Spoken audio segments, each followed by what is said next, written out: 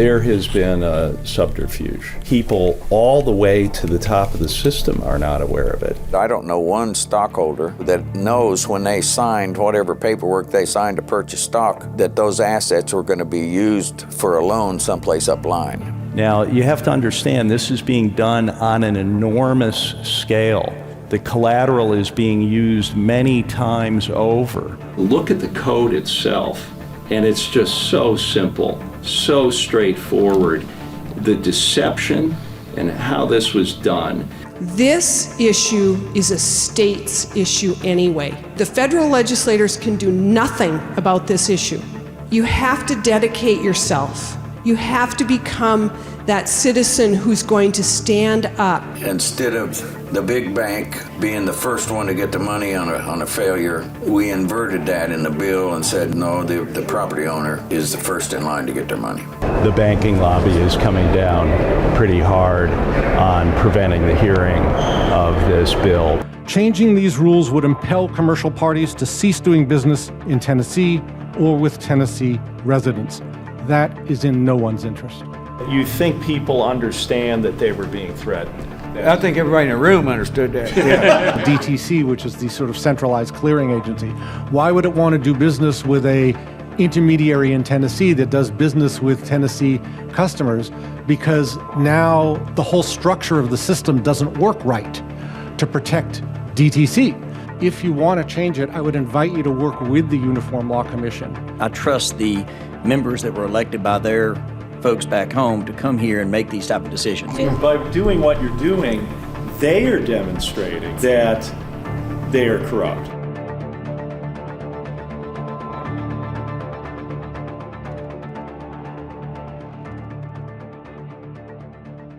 I'm James Patrick, the director of the following film.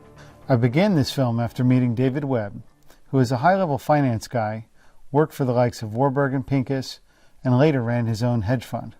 In the summer of 2023, he released a book called The Great Taking that documents probably the greatest financial fraud story of mankind, the encumbrance of all securities worldwide without anyone being the wiser. As an investigator, this got my attention.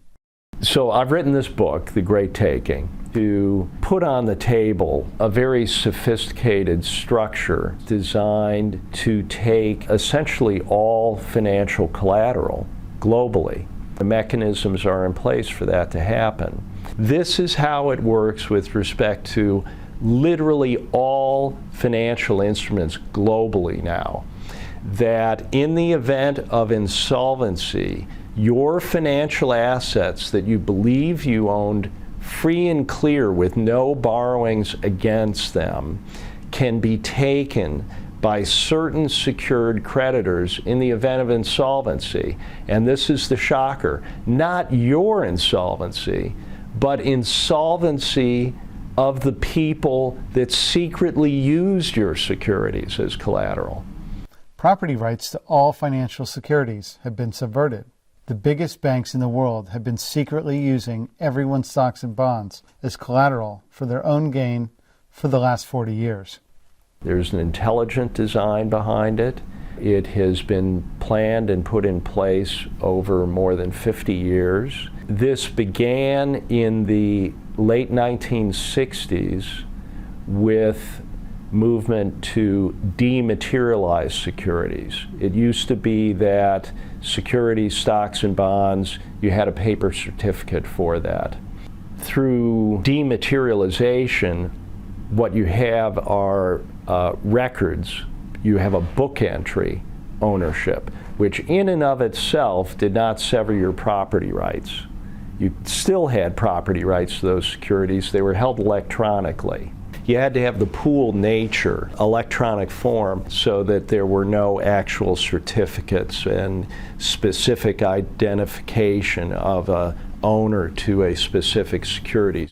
In 1973, the Deposit Trust Corporation was formed to house all financial securities in a pooled, fungible, and aggregate form. Once securities were held centrally with no individual security connected to any individual client, the biggest banks began to freely use all securities as collateral on their own derivatives contracts many times over. In the event the derivatives market collapses, there will be automated collateral calls that will sweep up everyone's securities. This is what is referred to as the Great Taking. To learn more about this, subscribe to the Great Taking Report. States changed Article 8 of the Uniform Commercial Code, a state law passed in all 50 states, so the investment intermediaries, they own the actual stock, and they're holding it on behalf of you. So this change means that you, the purchaser, don't actually own your investments. The beginnings of this was with changing the Uniform Commercial Code in the United States, and it was specifically Article 8 and 9 of the UCC, Uniform Commercial Code. Then the next step was creating a new legal concept of a security entitlement that replaced property rights to securities. Securities had been personal property for four centuries. So this was a new construct, new legal construct. The 1994 Article 8 revision of the Uniform Commercial Code substituted direct ownership of securities with contractual claims on securities, called securities entitlement. The significance of that is that in the event of a bankruptcy of the financial intermediary upline in the system, above your broker and custodian, your claim to your own securities would come last, and you would likely be left empty-handed. If your account provider, your broker or your custodian, became insolvent, you could take immediate return of your securities. That is no longer the case. With the current laws in place, it could mean that American families will end up getting crushed, all to protect the big banks and the billion-dollar institutions. The 1987 Black Monday financial crisis was used to justify the Armageddon planning, as James Rogers terms it in Policy Perspectives, the document from '96, which puts the lie to the idea that this was about some kind of efficiency and modernization and convenience. They knew that they were doing this in order to sweep all of the assets to the biggest banks in a major collapse. David Webb exposed this issue in detail in his book. His dedication to the truth is something we can all learn from. This film documents the first legislative season where bills were introduced to amend Article 8 of the UCC on the state level around the United States.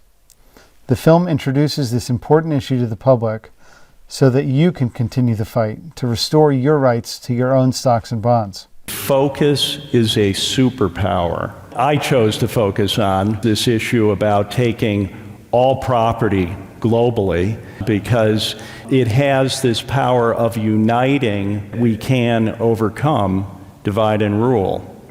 If the financial system ever crashes again, tens of millions of Americans could be at risk of losing all of their investments, including what's in their 401 or IRA accounts. Here's the good news. I learned of David's book in December 15th, 2023. I read a Zero Hedge article. I read the article, watched the documentary, downloaded the PDF, ordered the hard copy book, and read it all, and thought you were nuts. Thought you were absolutely nuts. There's no way this could happen. So spent the next 2 weeks running down every source in your paper, in your book, and digging up some of my own. And by New Year's of 2023, I said, we got to do something here. And went to Betty and Audrey at Pro Family and said, I know this is not really in your wheelhouse, but this is still a family issue. We should look at this. And we talked it through, and they said, let's go for it. And then they put that coalition letter together, which kicked the whole thing off. Yes. All that time, I knew where we wanted to start was Julie and Bud. A miracle happened, and that's these people right here. These actions in the States began without my knowing anything about it. I didn't start it. Even though I said that we're outnumbered, I like our odds. The truth is on our side. We've got good people on our side. We're motivated by the right things. The other side is motivated by greed. The shocking thing about this, the really miraculous thing, is how quickly this moved from people really becoming aware of it just in December of 23 to have a bill brought in February. Nothing moves that quickly. And then the second bill in Tennessee the following month, in March. The first state is now fighting back on this, and it's South Dakota. Monday, South Dakota lawmakers introduced a House Bill 1199. This will rewrite the commercial code in South Dakota so that you get to keep ownership of what you own in investments. That is yours. Now, the bank lobbyists are hating this. Financial institutions are hating this. And they're pushing hard in South Dakota. If the bill passes in South Dakota, it will be the first step towards fixing this broken system in all 50 states, but it must be addressed. It must be addressed. The first state to introduce a bill to revise UCC Article 8 and restore property rights to securities was presented by Julie Auck in South Dakota. We traveled to South Dakota to meet Julie.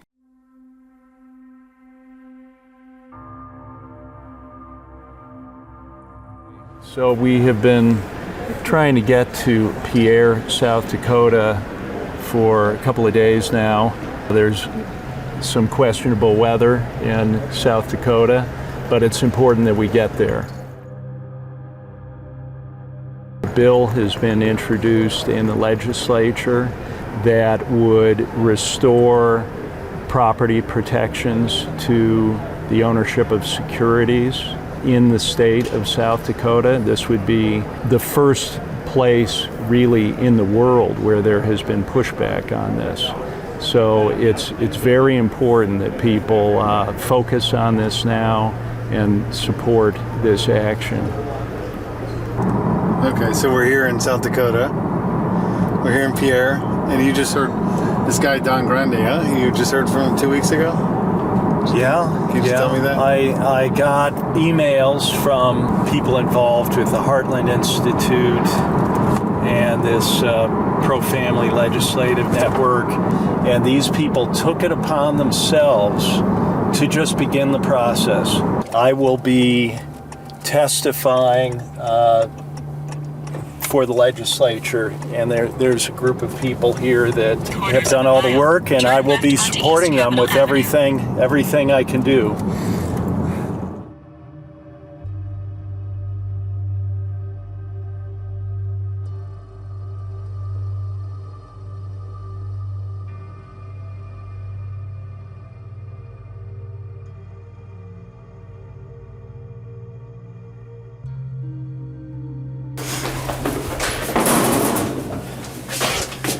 So how many do you think are excited about it? How many are excited about it?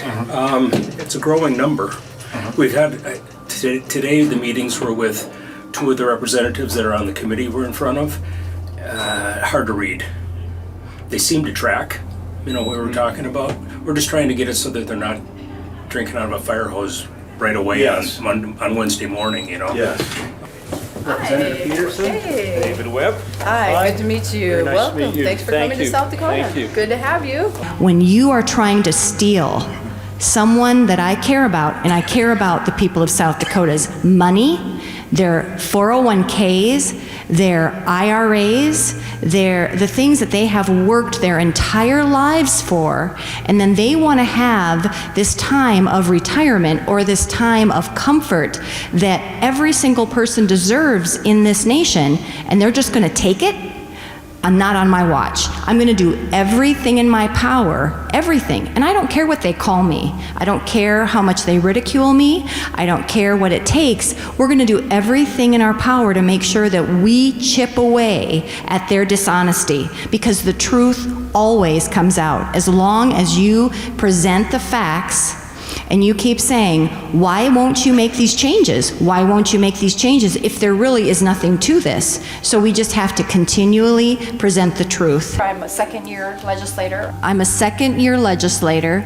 I have absolutely no political experience. So when David said that anyone can do this, you really just need to have a heart for the people of your community and the heart for the people of your state and care. And there are legislators in your state that care. I'm South Dakotan, and I came to here to just change, to bring a conservative voice, to bring a voice for the people. Yeah. And I didn't even know what the UCC was. Yeah, well, most people don't. Even lawyers say, well, they don't know anything about that. It's written to the place that is so difficult to understand. Yes, on purpose. And they do that. And they do that on purpose. It is so convoluted. Yes. The average lawyer probably can't understand it, but I'm telling you, the average representative or senator doesn't have a clue what it says. The bank lobby is powerful because they make contributions, and but the Uniform Law Commission has developed this reputation over the years of being, this bipartisan, it's all just well-meaning attorneys, which I don't even know if those words go together very often, and they're just doing it for the public good, when they're drafting these uniform laws, and that process has been corrupted and taken over since at least the early 80s. So when you look at something like UCC Article 8 or the Article 9 and 12 issues we were dealing with, the Uniform Law Commission still comes in with a certain level of authority, and lawmakers are busy. You've got 1,000 bills, a lot of stuff to read. You have to trust your experts, right? So we keep bumping into that fact in both of your states, where when the Uniform Law Commission comes in, they bring in the big dogs. Your legislators listen, to that. And who are David and I against, this Uniform Law Commission that's been around since 1895. The UCC has facilitated commerce for over 100 years and is widely respected. But questionable amendments to the UCC have been made, and legislators are taking notice. For the first time, the Uniform Law Commission is being viewed with suspicion, as they are forwarding amendments to the UCC that undermine property rights, facilitate central bank digital currencies, as well as tokenization of real-world assets. It is definitely more complicated than it needs to be, and I think that's done on purpose because they want to give this. They want people to basically be frustrated and say, I can't deal with this. I've got this other bill. I'm testifying in an hour. The experts are here. I'll have to believe what they say. This is really simple. We tried to keep it real simple. It doesn't have to get into the weeds, but they want to get into the weeds because that's where they live, right? And if they can get into the weeds and get you guys to say, what the heck's going on, then they win. It has global significance because it makes it real for people. So regardless of what happens here, it's very significant to have a bill, something concrete like that. Just reading that first UCC bill that came across the floor last year, I just said, this is full of some very bad language. When you have programmable, controllable ledgers, you have, electronic money that's controllable. I mean, those words are not democratic words. Didn't know what it was, and Representative Scott Odenbach and John Hanson, I looked 4 pages into the bill, and it was 124 pages, and I said, this looks like CBDC, central bank digital currency. This does not look good because it was electronic money, and that's what got me reading it. Yeah. And it passed on the floor. 17 of us had objected to it. Then the next day it went to the Senate floor. It passed on the Senate floor. I had not given up, but another representative, Marty Overweg, came up to me and he goes, Julie, you could always ask the governor to veto it. And I said, we can do that? And he said, yes. And so then that was my next mission. So for the next 10 days, he'd send her an email, I'd send her an email every day. Office, the phone lines and the emails And are getting pounded. She said, one of her staff sent me an email and said, Julie, we're getting 1,200 calls. 1,200. So people were fervently after it. The week that we ended session came and she said, if you can get me 37 signatures, I said, I'll get you 40 by noon. Yes. So that's what we did. So she vetoed it for us. Yeah. So then it got everybody, it really did bring awareness to it. Yeah. So. because it's a similar issue. It's right in your wheelhouse. You'd already gotten the credibility from the 2023 UCC fight, had the scars to show for it. But I knew that this was right in your wheelhouse because you're an investment advisor, directly, more so than last year's. This one directly relates to you. Correct. So then that's when we put the simple legislation together, because we were behind the 8 ball. This is January 1st. Sessions are getting started. You've got bill deadlines, submission dates coming up. You only have certain limits on what you can do. So we put a very simple bill together, put it in your guys' hands, and it took off. In South Dakota, call your lawmakers. House Bill 1199. Check that bill out. Give it to your own lawmakers in your own state. We've got to protect your investments. The EU is completely unaccountable, and the nation states feel they have to just go along with the EU directives. The structure of the U.S. with the states, this is the hope we have. This is what we have to use. That it's going to be very difficult to do anything at the federal level. The change has to begin at the state level. The people in South Dakota, we are in tune to what's happening, I truly do believe. And we're a conservative state.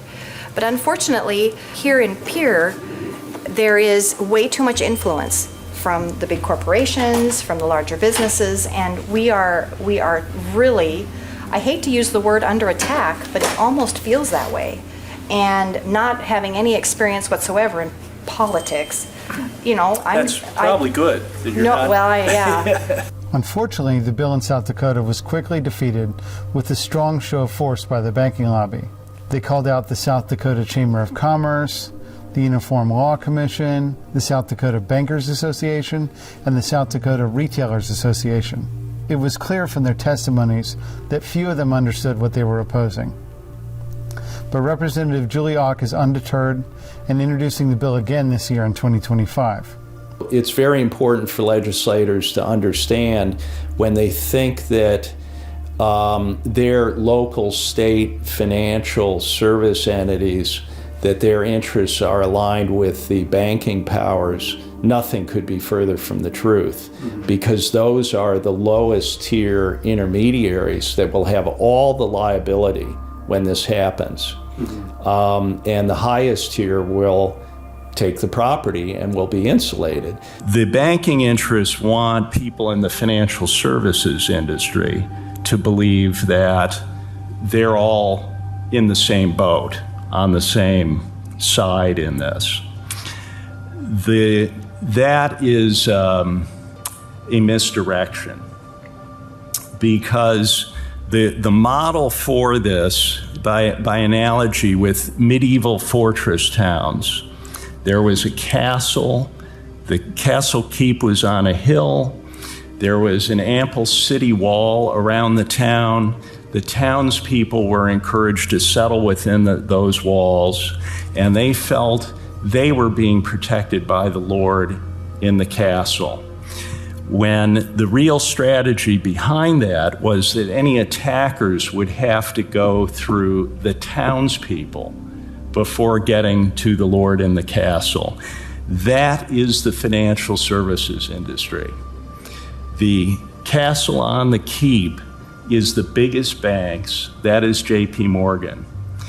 The simple townsfolk are the people in the financial services industry that have the responsibility to their clients.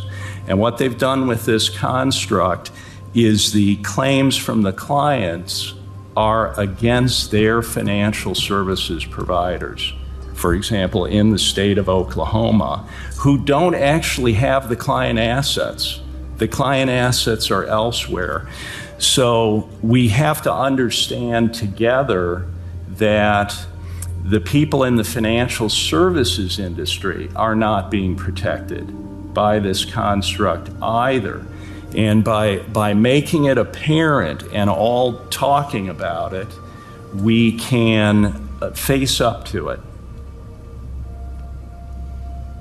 The Uniform Commercial Code in the United States and the Central Securities Depository Regulations in the EU stipulate that no legal claim can pass the level of our broker. No legal claims are allowed to penetrate up to the central securities depositories, where all securities are held in pooled form.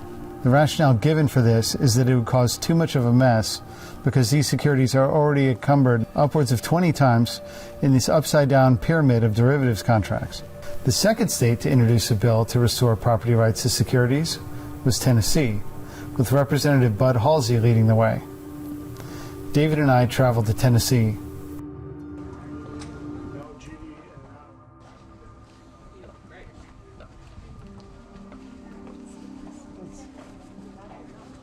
You're a former cop and now a state legislator? 36 years in the police department, yeah. What was the name of this bill that was put forth and how you first heard about the subject? Well, it's just a bill. It was a UCC bill to deal with protection of people's assets. And how long ago have you heard about that issue? Actually, when Mr. Webb came out with his book and people began to read it, then constituents started calling me and saying, what are you going to do about it? And I didn't realize this, and I didn't realize that, and I can lose everything that I own. I got a hold of the Grandies out in North Dakota. I said, you know, is your group doing anything? Are they helping states? Are they working on legislation? And will you help me write some? And so they said, yeah, we sure will, to try and protect Tennessee people. And that's what the bill did. It did two things. It said if you're going to have to sue or do litigation to try and get your assets back for a failure, you'll be able to do it in the state of Tennessee instead of having to go to New York or New Jersey or Rhode Island or someplace. And the second part of it says that instead of the big bank being the first one to get the money on a failure, we inverted that in the bill and said, no, the property owner is the first in line to get their money. Good afternoon, ladies and gentlemen. It's Tuesday, March the 12th, 2024. Welcome to the Civil Justice Subcommittee. Thank you for joining us. Item number 12, House Bill 2806 by Chairman Halsey. We got a motion? We got a motion and a second. Chairman Halsey. Thank you, Chairman and Committee, for your indulgence and your patience with me. I appreciate it very much. Mr. Grande, if you'll just identify yourself and you'll have 3 minutes. My name is Don Grande. I am a private practice attorney and been working on this issue for quite a while with regard to the Uniform Commercial Code and more specifically to this issue. In a nutshell, as Mr. Webb has talked about, with the 1994 Article 8 revision, they conjured a new type of property ownership or property right called a securities entitlement. The drafting committee defines a securities entitlement as a bundle of personal rights you hold against your broker. So if I hold rights against someone else, that's a contract. So it isn't a security in the sense that you thought you used to own something on paper.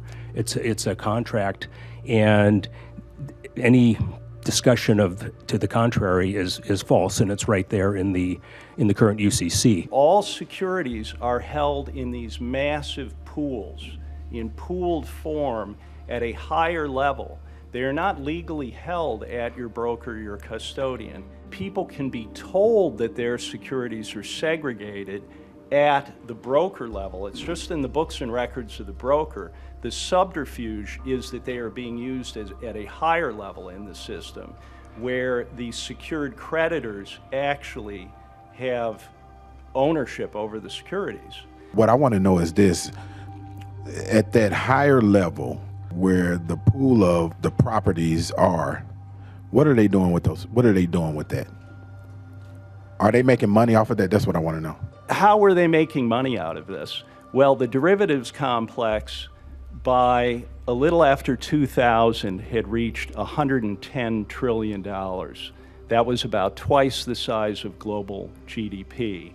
So this, by 2007, the financial crisis that was developing then, derivatives had reached 700 trillion. So it had gone from 100 to 700 trillion in 5 years. It's now estimated to be maybe 2 quadrillion, which is about 20 times the size of global GDP.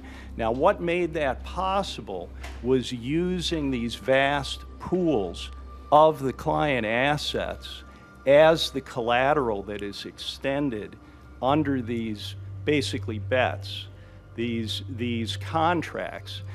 And so they're using someone else's collateral for their trades. I didn't even know quadrillion was actually a real word. I thought it was something I made up when I was 7, but but apparently it is. When did you first hear about the issue with your stocks ownership? The first time I heard about it was in the subcommittee last week. It's not really that complicated. The problem is just that the information is not being disseminated to the people that are making the purchases. So, they're still utilizing your assets for collateral, whether it's yours in a pool without your name associated with it or yours with your name associated. And so either way, they're still utilizing your purchased property. And in the event that there was a claim against the broker, who has utilized your purchased assets for collateral, and you're not the first person to receive, your interest out of a claim against that broker, that was problematic for me. Yeah. So what did that surprise you at all? Hearing about that? It was new information for me. To know that you purchase these assets and they're not necessarily in your ownership, so to speak, but it's a contract or an entitlement. So you're entitled to them, but they're not necessarily in your ownership after you make that purchase. It's an interesting concept, but I'm glad that they're bringing this bill, and hopefully we'll make sure that at least the citizens of Tennessee are the highest priority when it comes to them, their assets being protected, and and if anything happens, God forbid it does, that they'll get their assets back. The average consumer or the average citizen, not just in our state but across the country, is not educated in that regard. They think that they're doing something that's going to create legacy for their family, making purchases, thinking that they're going to grow, their assets, but in an instant, that whole portfolio that you purchased could be taken away from you, and you not even know why it was taken away from you. What did you think of the hearing or how that went? I was really pleased. Mr. Grandy and Mr. Webb did an excellent job. Of course, there were 2 bankers there to talk on the opposing side. Didn't like it. Said you don't need it. Everything's fine. Mm-hmm. And of course, everything isn't fine. My name is Andy Guggenheim. I'm with the Securities Industry and Financial Markets Association. We are a national trade association representing broker-dealers, investment banks, and asset managers. And I was pleased. There were some really good questions asked by committee members. Where is it that the consumer gives consent? In the fine print that nobody ever reads? Is that where that happens at? Yes, it would be in your securities account agreement when I've gotten some of these, and yes, they're about 20 pages long of a lot of fine print. Mr. Guggenheim, let me give you an opportunity to respond to some of the points that Mr. Webb and Mr. Grandy made. You likely heard Mr. Webb tell us a little while ago that for 400 years, securities were personal property. You started off some of your testimony by saying that the property rights remain the same. So those 2 statements strike me as being inconsistent. Can you tell us whether you agree that those 2 statements are inconsistent, and if so, which one is the accurate one? Whether we don't really see eye to eye on this point. Mr. Webb has told us, though, the securities that many Tennessee investors believe that they own as personal property are actually being pledged by others to secure indebtedness of securities intermediaries. Do you agree or disagree with that testimony? Disagree. And why is that? Because this relates to the security interest for a margin loan. So I would look at this as the way you look at collateral for any other loan. This is when you use your securities as collateral. That's when your property rights change. So are the brokers not using the purchased assets as collateral? It would only apply in the case of a margin loan where the broker has that security interest and then can use that. That's what this provision was designed for in the UCC. I'm just want to be clear. Are they using the purchased assets as collateral, or are they not using it as collateral? So if I had change in my pocket, I wouldn't know the exact quarters. I would know that I own this many quarters in my pocket, but whether that, so kind of getting it down to that level of which security it is. You own securities, you own, the number that says on your brokerage statement, whether it's this security, but you still hold those same voting rights for your ownership stake in those securities, but securities, are more fungible in that respect. So I think I'm a little clear now. So I think you are, and I don't want to speak for you, but I just want to regurgitate what I think I'm hearing. Yeah. So given the fact that these securities are in a pool, they are using the securities in the pool as collateral, but you don't know necessarily if they're using yours or somebody else's. That's my understanding. Yes. What's happened is Antonio Parkinson really took a leading role in questioning the people from the banking lobby, and he is in the Black Caucus will completely support this.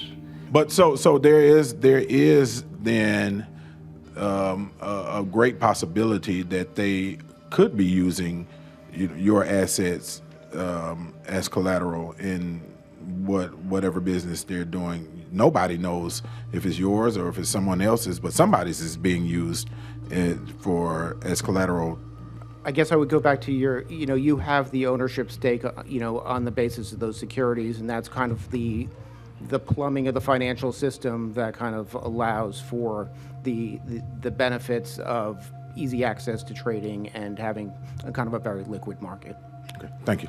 That I think brought out, people are vulnerable and they can lose. And I had said during that committee meeting to somebody else, but I had said I don't know one stockholder anywhere that I know that knows when they signed whatever paperwork they signed to purchase stock that those assets were going to be used for a loan someplace upline. Nobody knows that. This bill just does two things. If you're going to have to sue to get your money back, whether it's in a pool, a big pool, a small pool, or any pool, and they've used your money as collateral on a loan, and now the big bank wants to pull it in, this bill just says, instead of the bank being at the top of the priority list of getting your money, you go to the top of the list. The second thing it does is if you have to sue to get your money back, you're going to be able to do it in the state of Tennessee instead of the state of Rhode Island, New York. Now that's about it. Now, at the end of the day, you got to decide how much risk Tennessee people are up against. And if passing this bill will help protect them, then I think that's what you ought to do. And I think you ought to wait till Gino Bolso gets back if he's going to vote for it. If he ain't going to vote for it, then just leave him out there. That's all. Madam Clerk, take the vote. Representatives Bolso, Capley, Eldridge, Farmer, yes. Farmer, yes. Grills, yes. Grills, yes. Lamberth, Lamberth, no. Parkinson, Yes. Parkinson, yes. Todd, Todd, yes. Chairman Russell, Aye. Chairman Russell, aye. Chairman, you have 6 ayes and 1 no. All right, the ayes prevail. House Bill 2806, civil full. And Mr. Sponsor, thank you for standing up for the little man. This House subcommittee defied the banking lobby and voted to progress the bill 6-1. This is perhaps the first time in history that a legislature has pushed back against the banking lobby. So David worked he ran a hedge fund for a number of years. Okay. And successful finance. So you were responsible for Well, I used to say to people, yes, I was a hedge fund manager, but not the evil kind. Yeah. I heard about this issue actually with Representative Halsey, and candidly, when he told me about it, I said, that's insane, that's ridiculous. We all own our own property. I pulled out the book and read the section of code he was talking about, said, I'll be damned. I read that the same way he does. So there is a legitimate concern. As individuals, these are our securities. We're not pledging them for any institution. They're ours. They're in the form of investments, they're in the form of retirements, they're in the form of savings. They're what we're all working toward to have a better life, whether it's in retirement as we're living right now. When you invest with a securities firm, you understand that, hey, my investment is at risk based on the market, what happens, but not the institution. That's a big difference. That's a big philosophical difference. We all, when we make investments, we have to realize we might make money, we might lose money as well. We make that decision. But again, it shouldn't be on the company with whom we invest. But by God, it's ours.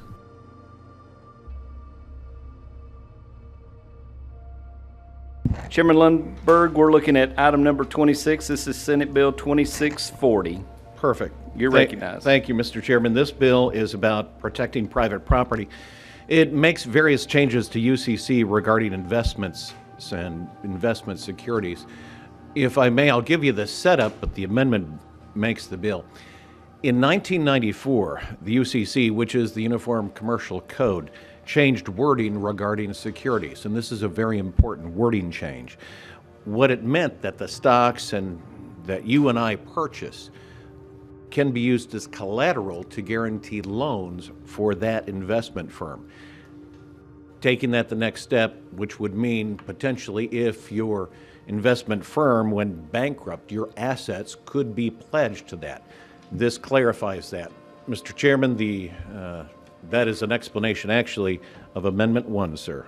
Okay, members, the chair will move Senate Bill 2640 nicely as second on the motion. We're bringing up Amendment 014435, which was timely filed by Chairman Lundberg. Chair will move the amendment nicely as second on the motion for the amendment. You've heard an explanation of the amendment. Are there questions for the sponsor relative to the amendment? I see none. You're voting on the amendment. All those in favor say aye. Aye. Opposed, like sign. Amendment goes on. We're back on Senate Bill 2640 as amended. Questions for the sponsor? I see none. Madam Clerk, take the vote. Senator Hackberry? Aye. Votes aye, Senator Johnson? Aye. Votes aye, Senator Nicely? Aye. Votes aye, Senator Reeves? Aye. Votes aye, Senator Sutherland? Aye. Votes aye, Senator Swan? Aye. Votes aye, Senator Watson? Aye. Votes aye, Senator Yeager? Aye. Votes aye, Chairman Bailey? Aye. Chairman, you have 9 ayes. Senate Bill 2640 moves committee on calendar. This has been such a moving thing for me, really. What you've done, what the people did in the House here. In my experience here these few days, the main thing you have that I value is sane people. Yeah. There has been a subterfuge to do this, and massively, people are not aware of it, and people all the way to the top of the system are not aware of it. People who are responsible for the pension funds are not aware of this. I know because I've talked with them. I've been through this. They are. Well, you don't believe it. It doesn't sound plausible. It's hard to believe. I didn't believe Halsey when he said, "Well, this is what it says." It's like that's not what it says. Yes. And by God, you read it. It's like it is what it says. I knew that there was a big financial crisis coming in 2007, 2008. And then I saw this little broker dealer failed in Florida, and saw in this article in Barron's that the assets of the clients were encumbered in the bankruptcy estate of the broker dealer. And since I knew we were going into this financial collapse, that was like a heart attack to me, to figure out what was happening. And that's when I first started uncovering that the UCC had changed. So here I had worked at a high level in the system and managed things on a big scale, but I was not aware of these changes in the UCC. So that was 2008, 2009. And it had been done for 14 years by then. Then I went to Sweden because it had not been subverted in Sweden. Now, they had dematerialized securities there, but the Swedes did it the right way. They actually kept track of who owned what using their electronic records. So Sweden and Finland had done it the right way. And the Europeans were being pressured by the State Department, the U.S., to conform to this U.S. model, of course at the behest of the biggest banks, J.P. Morgan. So this EU legal certainty group was beginning right after the dot-com bubble and bust, early 2000s, trying to figure out how to do it, how to conform to the U.S. model. Now they have done it. It took them over 10 years, but they implemented something called Central Securities Depository Regulation, CSDR regulation, and that basically imprinted on the European EU infrastructure, something like the DTC model we have in the US. I've fought against all this. I met with the Minister for Financial Markets and his state secretary in the early on in that period, and they acknowledged that this was real, and they were amazingly frank about it. They acknowledged this, and they said, well, we may not have to do it if the Germans will stand up against it. We're little Sweden.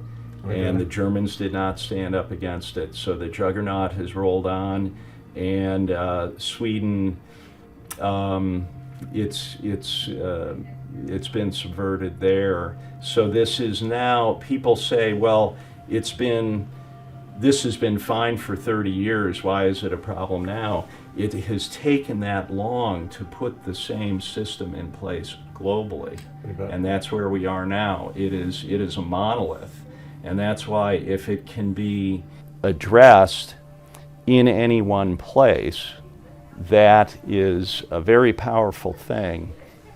I think it's in a way a gift to us because it's so clear. They, as I say, they have damned themselves with their own documents. They're just plain as day. And what it does is it's an issue that can unite all of us, all people, all the way to the top of the system. And that way, divide and rule does not work. Well, I said in committee, I said most informed, thinking financial people can see this train going down the road, and they know down the track right down there's going to be a big colossal wreck. Everybody sees that, knows that. They just don't have anything in place to try and recover from it. And so actually we've been trying to run some bills here in this state that is an attempt to prepare people, or at least have an edge to keep them solvent and secure when that wreck happens. I think it's all orchestrated. I think it'll be on several fronts. I think it's financial, particularly first. And I think central bank digital currency be part of that. You control people's lives completely. When you do away with cash and you go to central bank digital currency, it's all programmable. So they can do just exactly like Communist China does. And they control what you buy, how far you go, whether your card will even work, 2 miles from your house. So we're going to lose this republic. To me, there's only two ways to salvage it. One, you need two things. One is a revival in the church where people get serious. And the second thing is state legislatures have to stand up when the federal government is unconstitutional in either law or rules or edicts. They're going to have to stand up and say to the federal government, no, we're not doing that here. And they're going to have to start nullifying unconstitutional actions by the federal government. Yeah, it flew today. I was surprised. I was ready for a number of questions. I'm glad you were here, because if we get too far into the weeds, I'm going to have to. You were going to be my phone a friend. I am totally available, really. And if you want me to come back, I will come back. Absolutely. Well, unfortunately, we can't do it on the floor, so you're going to have to let me. Okay. I'm swinging solo there. Yes. But. Well, you were more than up to the task. Yeah. I can see that.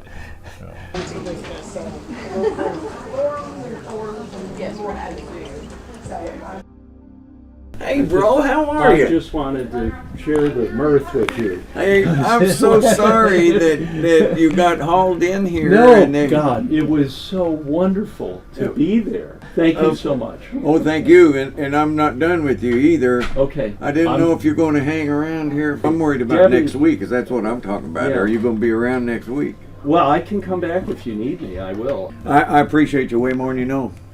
Well, thank you. I owe you a book. Well, I got one more hurdle to get over next Yes. week in that committee. I was worried that the banker boys would regroup and come back. Yeah. No, realizing this is their last shot. For me, Bud is like a character from a classic Western film. The wise, brave, benevolent marshal. We need to hold the federal government to exactly what the Constitution says. The Constitution says in Article 1, Section 8, that there's only 18 things that the federal government can even mess around in. They're very defined, only 18. When they operate outside of those 18 things, of course they do so unconstitutionally, but we've allowed them to do that for the last 100 years, and now they have meddled and grown to the place where they're just not controllable at all. And they don't abide by the Constitution or the constitutional principles that go with it. So I think you could come to the place where states say, hey, everything that's not one of the enumerated powers that you have, we're going to exercise the 10th Amendment, and each state's going to do what he wants to as far as what the people want in the state. And so you could come to the place where you've got separated states doing their own thing and a real loose connection between them. I don't know if that will happen, but yeah, I can see that happening. Just hope the feds don't crack down or something crazy, huh? yeah, they're already crazy. Yeah, real crazy. Yeah. I've never seen anything like it in my lifetime. Do you think that our country is facing a threat of sovereignty from sort of global interests? Indeed, I think that the globalists like Schwab and the World Economic Forum, the WHO, the UN, the International Health Rules, I think all that's orchestrated to take away your sovereignty. Those boys want to control the world. And who was it? Kissinger said a long time ago, if you want to control people, you control food. If you want to control nations, you control oil. If you want to control the world, you control money. The thing about focusing on this property issue, the taking of all collateral, is it points directly at the real problem, which is the central bank control of all money creation, which is funding, directly or indirectly, all of these myriad threats against us. So if what you're using as a monetary value is not your property, you have none. You have nothing. You are a slave. They don't need your money. They can create unlimited money. It is about subjugation of people. The average person is doomed. They have to wake up. They have to learn a little bit about what the real world is about. They have to stop buying into the myth. There is orchestrated efforts to destabilize this country, to pit everybody against everybody, to do away with your history, to separate you from your past heritage. They've worked at that for 100 years and are quite successful at it right now because there's great divisions in this country. We're in a hybrid war that is open-ended. There is absolutely no reason that these changes cannot be made for the banking interest to say that there are big problems because people will actually have a claim to their own assets. That really tells you that there is a big issue that has to be faced up to here. It's the truth, and the truth does not go away. So this is going to be here until we face up to it. It's about a 24-hour day job. Yeah. There's no business as usual stuff left. Yeah. It's all big things that deal with trying to maintain sovereignty and maintain liberty and obey the Constitution, and those are the big things, and you can't ignore them anymore. When I was a kid, I had a recurring dream about 4 times, I guess, that I woke up in the morning like any morning, and I walk into the kitchen and my mom's sitting at the kitchen table. She always sat there in her quiet time. She would read some scripture and drink a cup of coffee. And I went over to say good morning, and she turned and looked at me. And they used to have these Halloween masks a long time ago that the mask was made up like somebody's face had caught on fire, and it was all scar tissue. It was just horrid. And she turned and looked at me, and that was the face that she had. And I was horrified. Ran out the back door trying to find my dad to say something's wrong with my mom. Running around the corner, my dad's coming around the corner the other way, and he's got the same mask on, same face. I yell and run up the street to the closest neighbors and knock on the door, and the neighbor comes to the door, and when he opens the door, he's got the same face. That dream came around to me that in this day and time now, when you look at decisions that are made by people that you either think you can trust or people in leadership positions, big leadership positions, and some of the things they say and some of the things that they do or some of the things that they do not do in the face of tyranny, it made me wonder, I wonder who's wearing the mask and I don't see it. I wonder who's in alliances with the approach for world government, for world domination, globalism. And that's scary. Troubles me. Bill 2806 passed the House Subcommittee and the Senate Committee successfully. We came back for week 2 to make sure the bill would pass the full House Committee.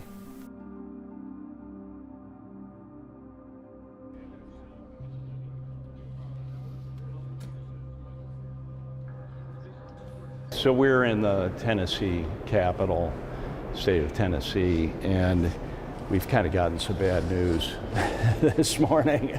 It seems that the banking lobby is coming down pretty hard on preventing the hearing of this bill. This is House Bill 2806.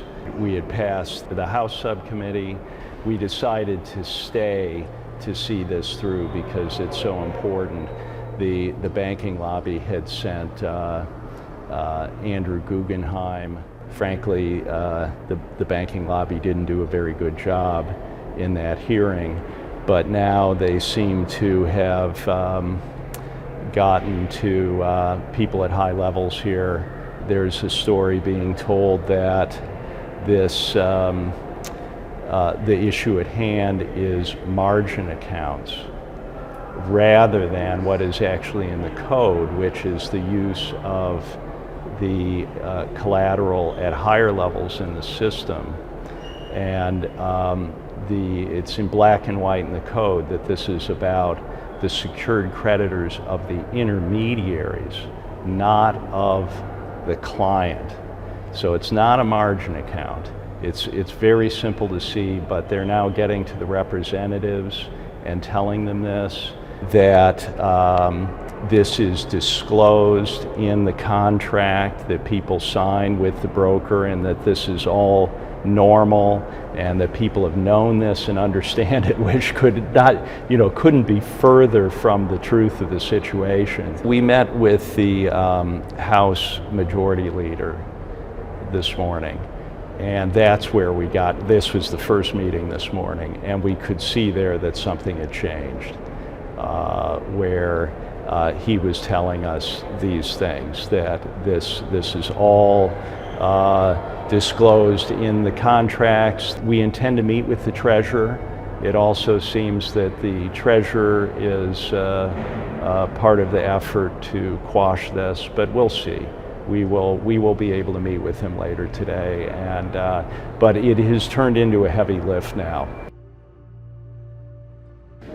We're about to go into what promised to have been the final committee we were going to clear in order for this to go to the full Senate and House.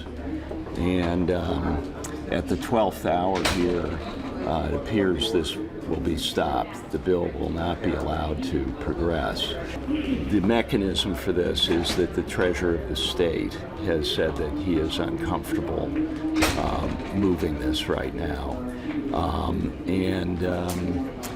He spoke with the representative of the House, or the Speaker for the House, and who has now spoken to the chairman of the committee. So they will move to send this to summer study, which will put it off for another year at least. So the question now is only whether Don and I will have an opportunity to say anything in the hearing. I talked to the treasurer yesterday. I was with you last week, but I can't be with you this week. On which one? What we're talking about. That'd be Yeah. No, we understand. Yeah. Yeah. Okay. Thank you. I just want you to know before you. Yeah. Oh, I know. We're still hoping to be able to speak. Me and Bud have gotten good at swimming the last couple of days because it seemed like the ship's going down. Yeah. Is that good? Yeah. All right. I appreciate you being up front with me. Yeah. See what I mean? Bud, I want to thank you for everything you've done. No, it's the other way around. I appreciate you, brother. I really do. I just tried to get a commitment out of Roy that if things begin to collapse this summer, and they see the handwriting on the wall, to go to the governor and say we need to call a special session to deal with this. Excellent. That's an outstanding. And I will get the treasurer up about that myself. We're going to go out of session and hear from Stephen Sepanik and Tim Amos. Mr. Sepanik. My name is Stephen Sepanik. I'm an adjunct professor at Vanderbilt Law School and a resident of Nashville. I have been teaching and writing about the Uniform Commercial Code for more than 30 years, and I'm here today at the request of the Uniform Law Commission, but my comments are my own. This is a well-intentioned bill addressing a non-existent problem, and does so in a way that is likely to cause significant damage to commercial transactions and to Tennesseans. So, for example, DTC, which is the sort of centralized clearing agency, why would it want to do business with a intermediary in Tennessee that does business with Tennessee customers? Because now the whole structure of the system doesn't work right to protect DTC. Do you remember toward the end of the testimony, the gentleman was saying that, well, you know, if you do this, no financial service firm will do business in the state. And in fact, they won't do business with any firm that would do business in the state. And finished it off by saying, this would be bad for the DTCC. Do you think anyone really focused on what was being said there? I want to assume that other members on that committee were as incensed to being threatened by this pinhead as I was. You think they understood that as a threat? Yes, indeed. They did. They answered it back. Yeah. Because I think it was the chairman, was it not, that said, you don't tell us how to legislate. Yeah. Okay, so you think that was good exposition then, that you think people understand that they were being threatened? Yeah. I think everybody in the room understood that. Yeah. What amazes me is the arrogance that went with it. Yes. Because they believe they are untouchable. Yes. And they believe they're invincible. And they pretty much are, if you look at their past history. Yes. You know, they pretty much are. And so I think it's over crassness, but it's bathed in arrogance, and they're used to it. I've listened to testimony. I've looked into this issue at length over the last few weeks, and I guess I'm a little more intrigued than probably y'all would like us to be. There's lots of property interests that we secure in this state by state law. I mean, the same arguments that you are making on this have been made over and over again on why we can't, from a 10th Amendment standpoint, a states' rights standpoint, operate within a nation that has obviously kind of some overarching commerce rules that operate state to state, but at the same time provide a little more protection, a little more property rights protection, quite frankly, for citizens in Tennessee. So I'm not saying that I'm entirely there to the chairman's bill, but I think he's onto something a little bit more. And quite frankly, the pushback I've gotten from this leads me to believe that there may be a little something here that we could improve upon. I was very involved in the amendments to Article 9 of the Uniform Commercial Code in the 1990s. That drafting committee operated for 7 years. They try to decide things by consensus. They try never to have votes of the committee because that's usually a bad sign. And so they spend years developing something with the best minds in the world, not just the country, in the world, to make sure that it works. This law went through that process. It's been in effect for 30 years. If you want to change it, I would invite you to work with the Uniform Law Commission and benefit from their experience. In this particular state, at this particular time, I think you are looking at that study committee. I trust the members that were elected by their folks back home to come here and make these type of decisions. So I appreciate that offer of assistance, but these are the folks that I would recommend that y'all work with, because we have to vote and form the laws of this state as the voice of our district. So I appreciate that. Thank you for sharing that with us, but it would be best to probably try to work with these folks here. That'd just be my suggestion. In the hearing in Tennessee, when the Uniform Law Commission people were testifying against it, some members of that full committee said, stop, you don't tell us how to pass laws, we pass the laws, we determine the laws of Tennessee. So there is a time they are starting to stand up and say, time out, we write the laws.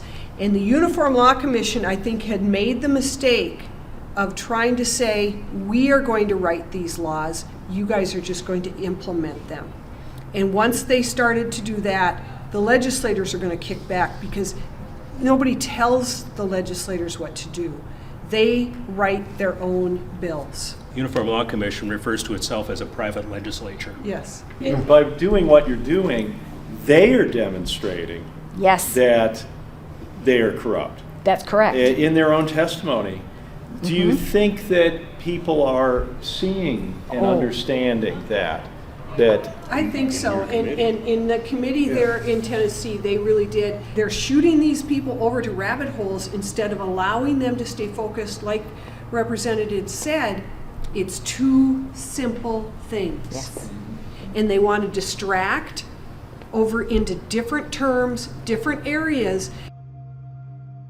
Thank you, Mr. Chairman, members of the committee. Tim Amos. I'm an attorney, and I'm one of the 5 state-appointed uniform law commissioners for Tennessee. This legislation would be detrimental to the state in a number of ways. It is overly simplistic to say that we're going to give Tennesseans additional rights. The bill removes exemptions, as he says, flips the priority. The 2 priorities that it removes is, one, the first one is the ability of a consumer to use margin accounts. Basically says consumer always has priority, and so it takes away the consumer's ability. That's a detriment to have a margin account.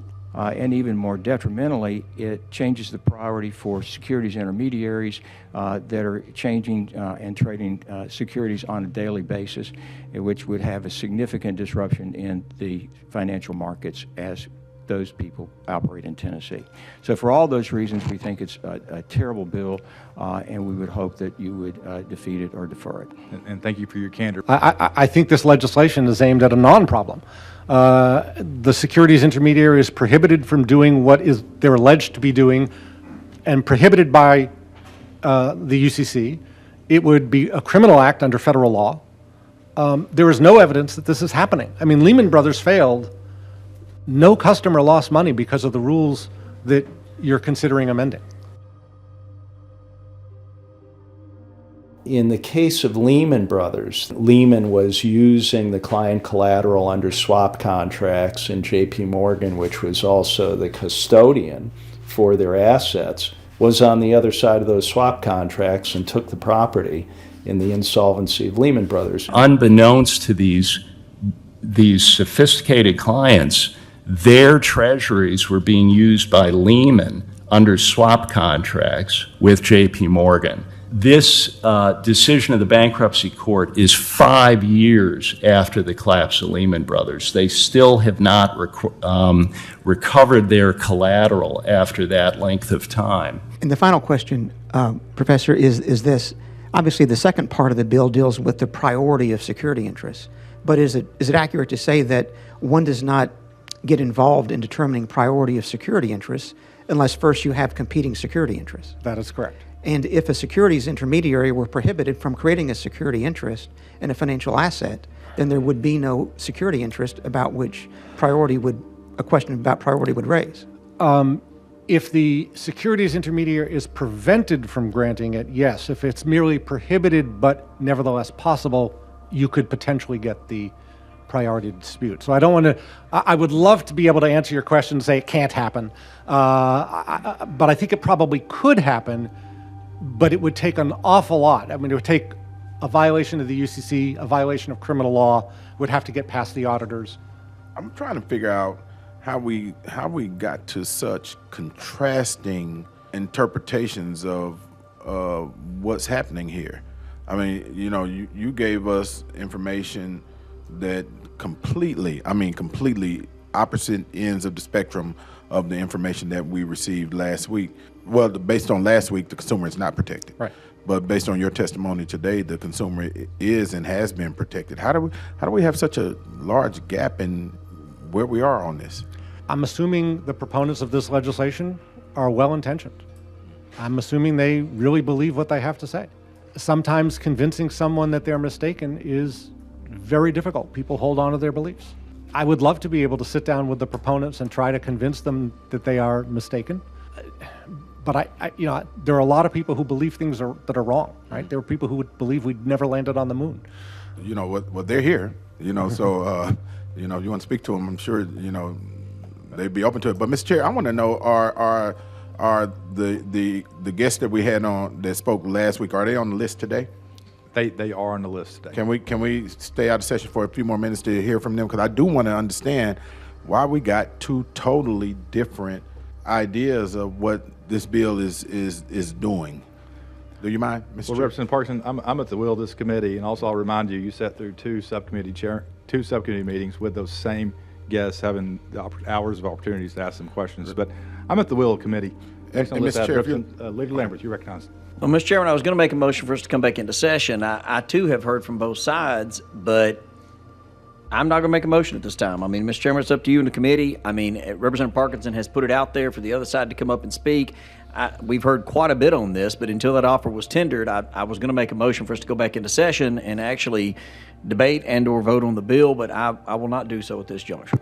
I really think it's important that now, and I'm not accusing of anybody of lying, but there's no way possible for us to be so far apart on this issue and without, you know, something being able to be backed up by law or rule under the UCC to be able to give us the clarity that we need in regards to this legislation. That's why I was asking, you know, just to you know, ask, you know, how we got to these opinions that are so far apart. That's all, Mr. Chair.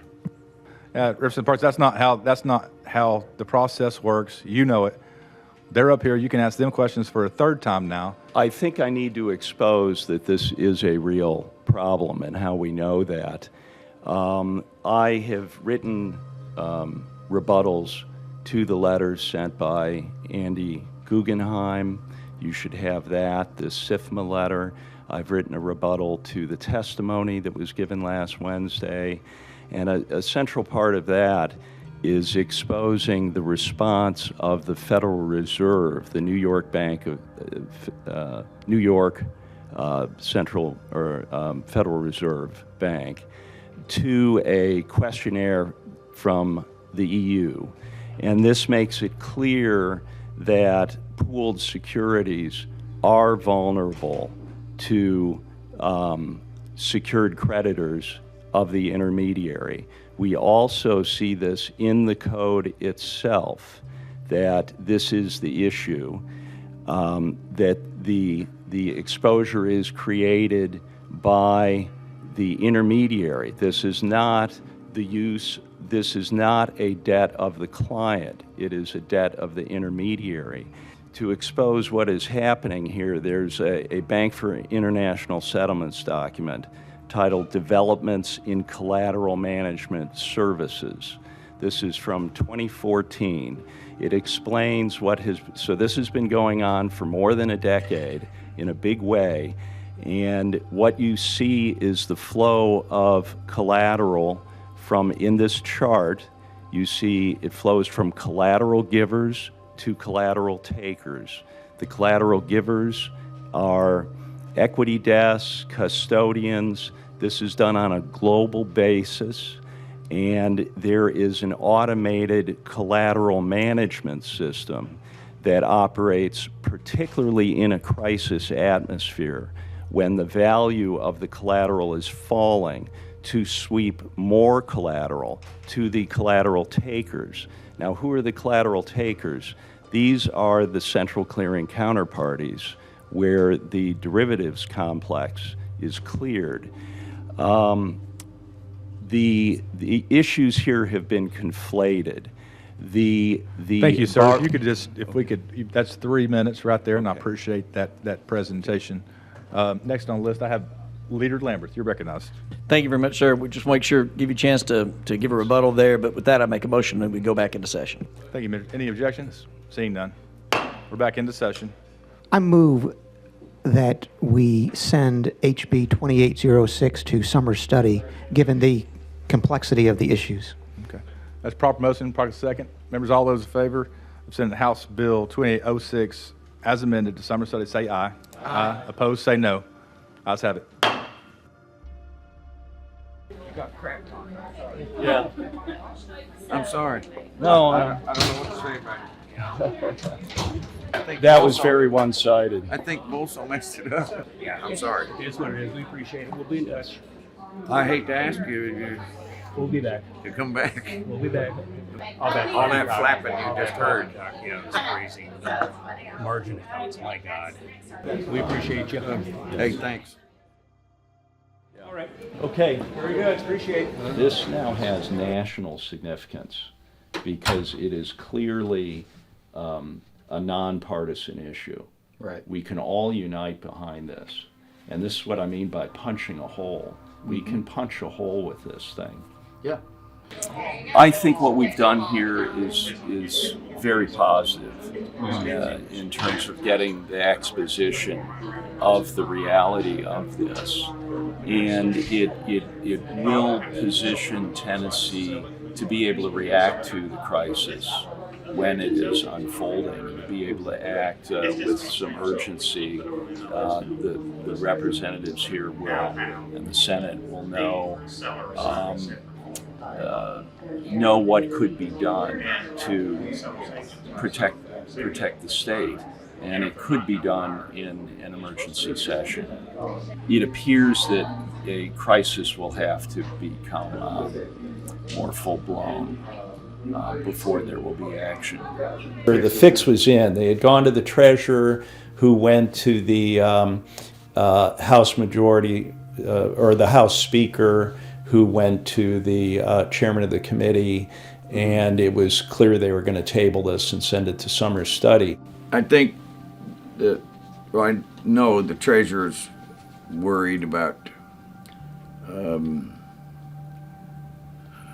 making sure he knows all the details on what we're doing. And he has concerns about it. He is reading David's book. And he had asked the speaker to send this to a summer study. And so that's what happened. How do you feel about that? Or? Well, I wanted to run the bill, and I wish they had done that. Of course, I wouldn't want to lose the bill either, but a summer study can be a good thing if we really sit down and look into it in detail and really zero in on what the facts are. If we can do that, then it will accomplish something that's good. But my concern about it too is, if you have something major go wrong in the next 12 months before we can get back in session, we're all vulnerable. I'm going to try and secure the treasurer's word that if we start to see the beginnings of a major collapse out here where we're vulnerable and in jeopardy, that we can call a special session to try and lay these planks in place to protect Tennessee people. Well, where do we go from here then? Well, knocked down but not knocked out. So yeah. we'll keep pursuing it. We got to win at some point. We'll see.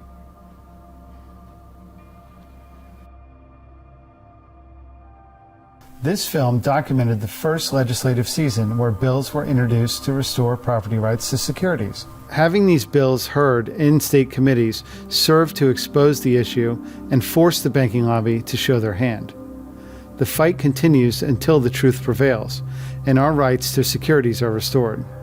There is absolutely no reason that these changes cannot be made for the banking interest to say that there are big problems because people will actually have a claim to their own assets. That really tells you that there is a big issue that has to be faced up to here. You can protect yourself from risk of loss by obtaining physical share certificates of your securities. When stocks and bonds are taken out of dematerialized form into paper certificate form, full property rights to those securities are intact. But let's be clear, the vast majority of the stock market is held in funds that do not offer paper certificates. This means that your retirement fund, your pension fund, mutual funds, IRAs, 401ks are all at risk of loss in the event of the next big collapse. Almost everybody's 401k, everybody's retirement is wrapped up in stocks somewhere. Yeah. So is mine. So everybody's at risk. Yeah. So I think that's the kind of hole we are drilling. One of the things that is important to me is retirees, that their retirement is protected. Does a Oklahoma citizen have the ability to request now ownership of the stocks in the underlying fund? Representative, the individual would not have the ability to request to pierce through and get ownership of the individual actual securities, the Apple computer shares or whatever. There's no way to get share certificates into a retirement account. Your IRA, your 401k, you can't get share certificates. If you own a mutual fund, there are not certificates for that. Your pension funds do not have physical share certificates. So that's why I'm saying it's a very while one might be able to do this outside of their retirements personally for some portion of their assets, it's the systemic issue for society is really the issue. Pensions and government funds could end up getting caught in this crisis as well. Now is the time to stop it. We must all call our state representatives and demand they restore property rights to financial securities by amending Article 8 of the UCC. Many people shut down, and many people despair that there is nothing they can do about it. I think we're under some kind of mass hypnosis that we're powerless against this, and we have to break that spell. And the way to do that is to realize that we can take action and to really take it. People often say, well, they don't have the right to do that. It's right in the Constitution. I have a right to free speech. I have a right to bear arms. I have a right to peaceful assembly. And I came to the conclusion a long time ago is that we have to recapture our power to do things, our power to have our rights, the same way we lost it. Our first step is to become influential in the political units at the local level. We have a slogan at the Red Pill University, which is, why fight City Hall when you can be City Hall? There are folks in your state legislature who are solid, good, patriot people who want to preserve liberty and sovereignty for your state. You need to get to know those folks. And you need to talk to them and build a relationship with them, and you need to go with them and say, hey, how can we get a bill? And that's exactly what we did with these folks, is they wrote a bill. Don wrote a bill. Festus Hagen said one time, the only way the water's going to clear up is when you get the pigs out of the creek. And And I try to tell people it's your job to get your legislator fired up. That's right. To get the pigs out of the creek. And that's our job.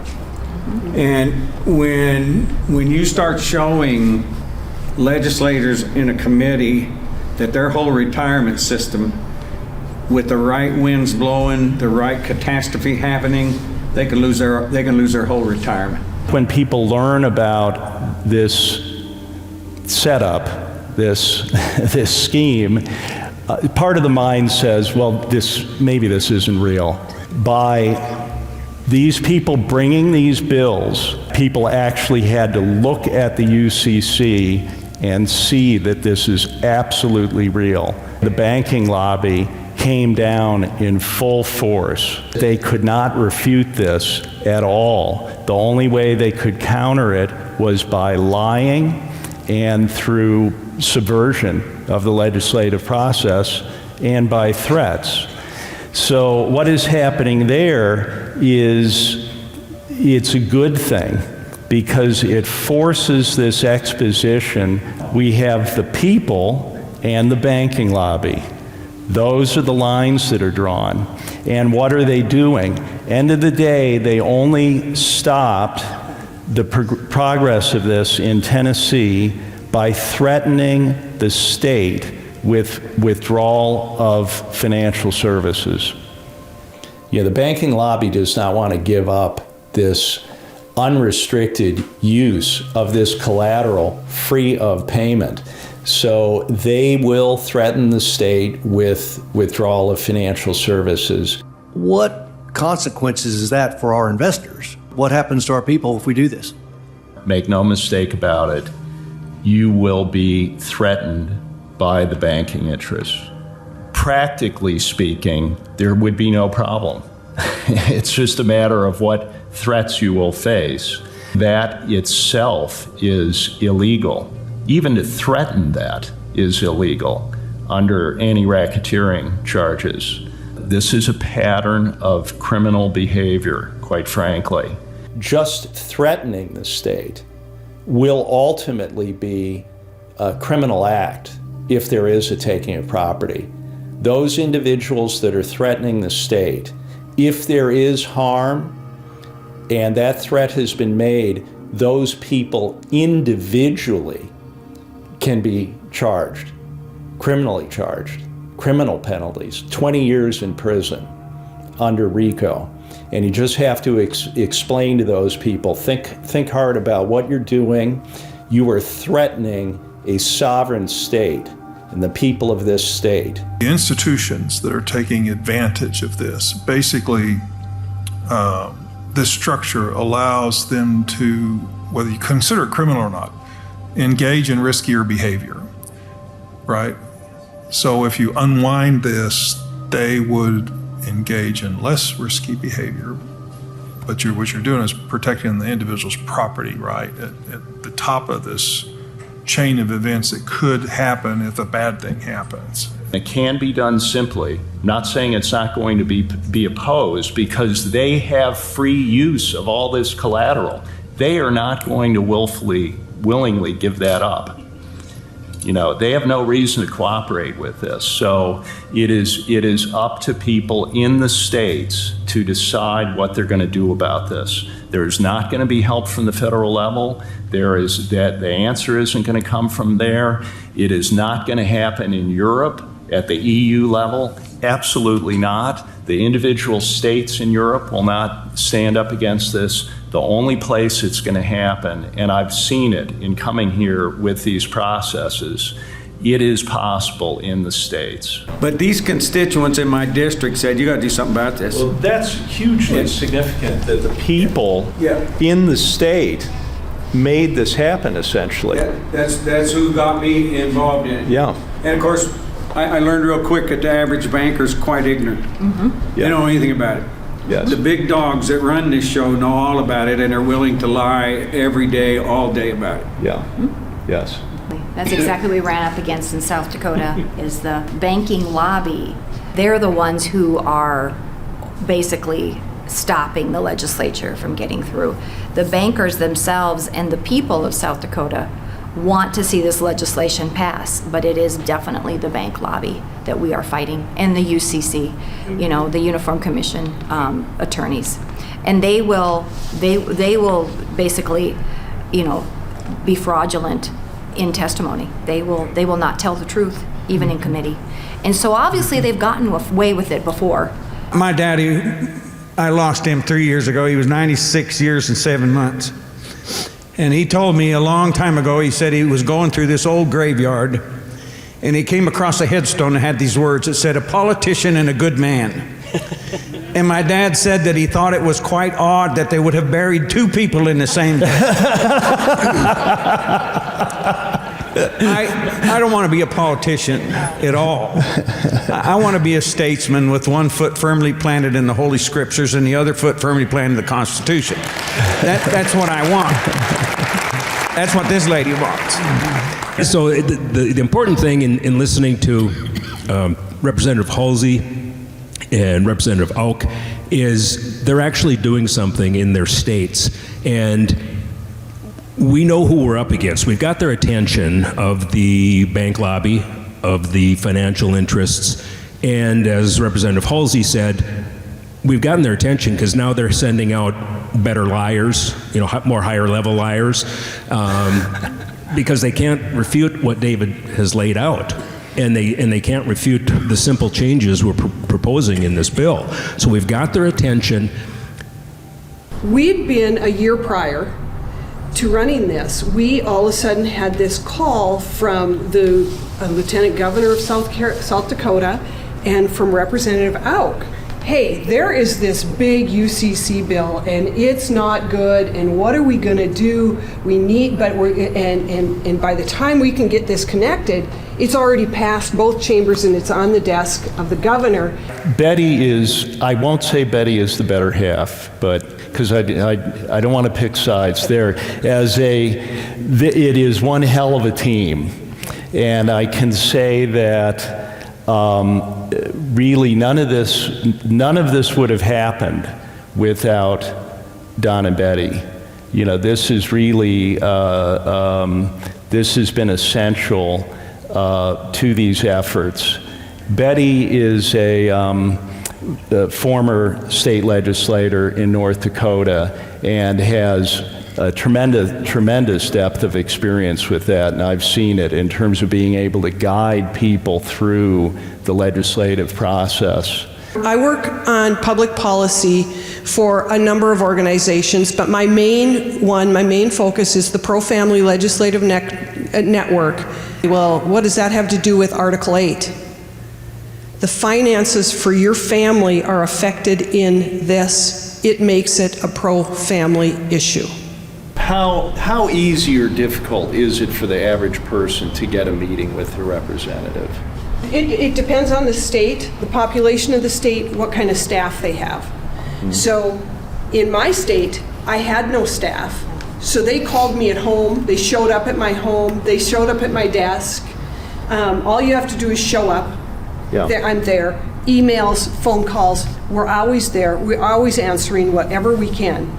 As the citizens want to be involved, we want them involved. I was a citizen legislator for 18 years. We're citizen legislators. We pass laws and we go home and live everything as citizens, just like our constituency. Remember when you get a hold of your legislators, you don't have to be angry at them. It's not their fault. Be polite, give them information, and they want to work with you. Mm-hmm. Coming in, and I've had this happen to me, the screaming and yelling, and you can't even get to the issue. Settle down, take a deep breath, and bring the information forward. They want to work with you. They really do. But a lot of times I have heard from neighbors or friends and stuff, kick them all out. They don't know what they're talking about. Yeah. All these legislators are idiots is not a helpful way to bring forward information. You have to dedicate yourself.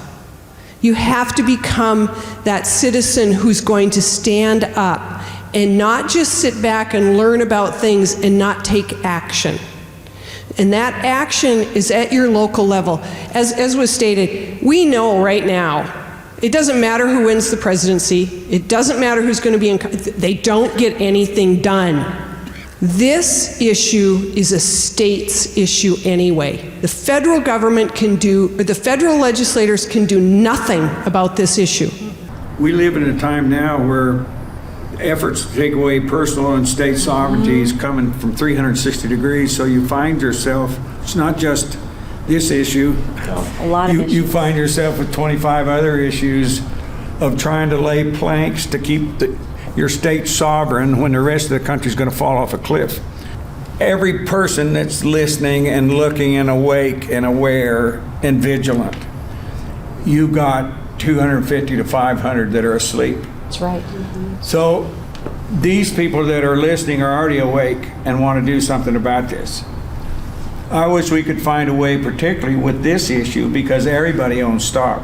Nobody wants to be vulnerable, to be able to get the message that you have to the sleepy people, because they'll wake up over this. Oh, yes, yes. Why should they even care if we write a bill that says if there is a crash and you do steal people's property, then the people you stole it from are going to be first in line to get their money back, not the big banks. Yeah.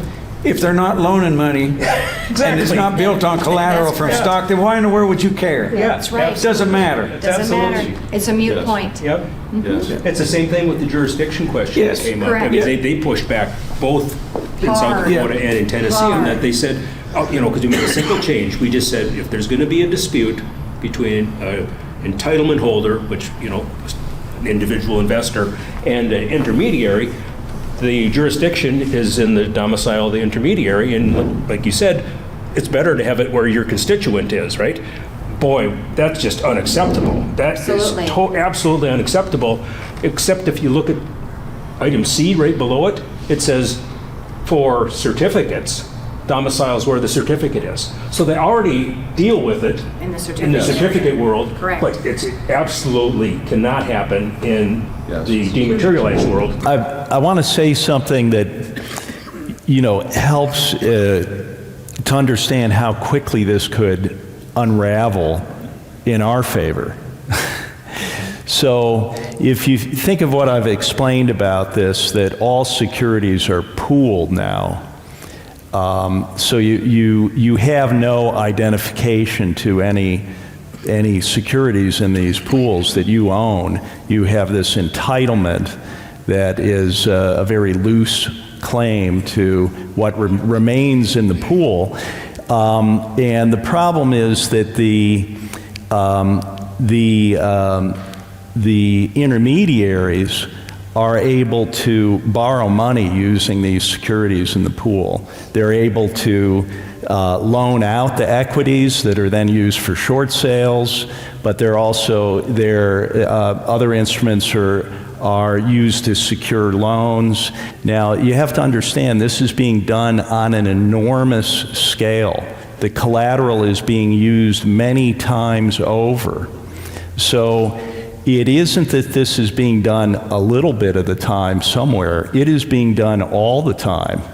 So, and this is the issue. You only have a right to what remains in the pool if there is an insolvency.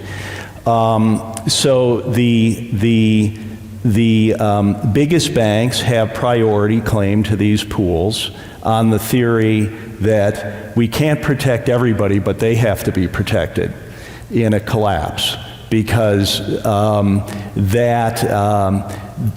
they're the system. They have to be saved. And it really is that way. That's how it works. The important thing is this is so elegant. It's achievable. It's doable to just strike these things.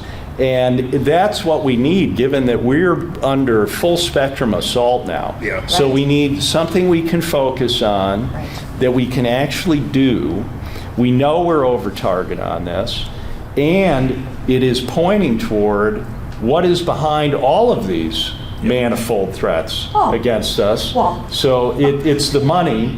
They couldn't do it without this controlled, unlimited money. So it's pointed. Our actions are pointed in the right place. They can't protect you, but they can protect the biggest banks. So they have this super priority. Now, if, for example, the state of Tennessee just strikes these exceptions that allows them to have priority. See, the way the code is written, it says that the entitlement holders have priority to their own investments, except, and it's under those exceptions that the biggest banks are given the priority. That is the deception. Now, imagine what happens if you strike those exceptions in the state of Tennessee. That's what's so elegant about this. This is why this is so actionable. If you strike those exceptions, now it just says the entitlement holders have priority. Done. Period. Now, what would happen in the state of Tennessee is that now pension funds, institutions, individuals in the state have the priority to their own investments that are in these vast pools. Now they are ahead of the secured creditors. And they jump to the top of the entire system in terms of priority to all of the pooled assets. You see, the secured creditors had priority ahead of everybody else. If you remove those exceptions, the first state that does that now has a kind of super priority to all the pools. It is the most protected place on earth, literally, in terms of asset protection. What will that do? Well, there may be some other states that would want to follow that. And that's how this can unravel very quickly for the bankers. And what would happen then is they would be forced to reduce their leverage, which is what has to happen to begin unwinding this derivatives complex. It begins by some jurisdiction somewhere in the world reversing this. It was implemented in local law. It can be easily and elegantly reversed in local law. I try to keep things simple. That's what we try to do with this bill. You know, let's just. The important thing to know is that we're not fixing Article 8 with this. All we're doing, we're giving investors, individuals, a better contract, essentially what we're having, because they still have a contract, but they have a better one because now they have priority over the big banks and the protected creditors. Well, the takeaway is that it's doable. I think that's what David wants to get across here. The truth is on our side. We've got good people on our side. We're motivated by the right things. The other side is motivated by greed. We're not going to go away. They want us to go away. They would really like me to go away. They made that very clear in my primary, but I was a top vote getter. So people are awake and they're motivated. And even after spending a lot of money to get me voted out of office, the people showed up and voted for me. So that's what we need. Is we need citizens in their local districts, in their local counties, and in their states showing up and using your liberties, using the Constitution. Get out and vote and make sure that you're voting, make sure you know who you're voting for, and make sure you're voting for true patriots that are going to fight for you. We're already seeing these things moving very rapidly and exposing the situation in a way that never would have been possible without taking these actions. You know, wouldn't have happened just through reading about it or talking about it. You have to do things. So the actions force the exposition. And now I would say it is unstoppable because it is exposed. It's the truth. It is unstoppable. And the expansion from South Dakota and Tennessee, those bills are coming back. In addition to those states, will be North Dakota, Iowa, New Hampshire, Oklahoma, Utah, Texas, Arkansas, Montana, Louisiana, Wyoming, Connecticut, Pennsylvania, and possibly Florida. Our wildest dreams are happening. The truth shall set us free. I'd like to thank David Webb for getting the ball rolling on this issue. But now it's all up to us. We must face the problem head on. Just like in our personal lives, if we don't face our issues, they will only fester and grow. We must face down the banking lobby and assert our property rights to our own financial assets. We need to be clear about this. A malicious group of predatory banking interests has set up a legal scheme to seize everyone's life savings. We cannot allow this to happen. No one, no matter what political disposition, wants this to happen. Change will only occur through focused action and persistent and sustained pressure on our state legislatures to amend the UCC. Call your state legislator and tell them to restore property rights to financial securities by amending Article 8 of the Uniform Commercial Code. We have a legal team in place at truenorthpublicpolicy.com, that's TRU. They will write bills and help advise your state legislator through the process. Don and Betty Grande are available to interface with you and your legislator, and they can use your support. Put them in touch with Don and Betty Grande, and you are then a superstar immediately because you have a professional, effective legal team working with you immediately. Please donate at truenorthpublicpolicy.com. That's TRU, northpublicpolicy.com. To learn more about this issue in depth, subscribe to The Great Taking Report at thegreattakingreport.com. I review the primary source documents so that you can understand and communicate this issue to others.